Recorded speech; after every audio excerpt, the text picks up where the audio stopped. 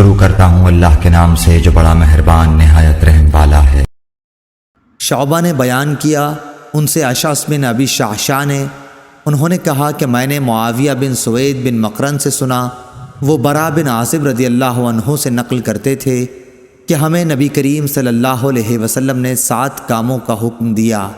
اور 7 کاموں سے روکا۔ ہمیں آپ صلی اللہ علیہ وسلم نے حکم دیا تھا جنازے کے ساتھ چلنے، مریض کی مزاج پرسی، دعوت قبول کرنے، مظلوم کی مدد کرنے کا، قسم پوری کرنے، سلام کے جواب دینے، چھینک پر یرحمک اللہ کہنے کا، اور آپ صلی اللہ علیہ وسلم نے ہمیں منع کیا تھا چاندی کے برتن استعمال میں لانے سے، سونے کی انگوٹھی پہننے سے، ریشم اور دباج کے کپڑوں کے پہننے سے، قصی سے، استبرق سے۔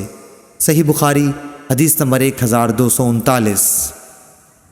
سعید بن مسیب نے خبر دی کہ ابو ہریرہ رضی اللہ عنہ نے بیان کیا کہ میں نے رسول اللہ صلی اللہ علیہ وسلم سے سنا ہے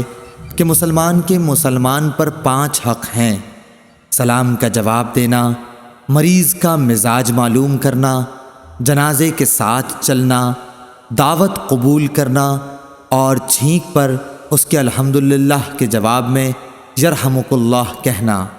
اس روایت کی مطابقت عبد الرزاق نے کی ہے، انہوں نے کہا کہ مجھے معمر نے خبر دی تھی، اور اس کی روایت سلامہ نے بھی عقیل سے کی ہے۔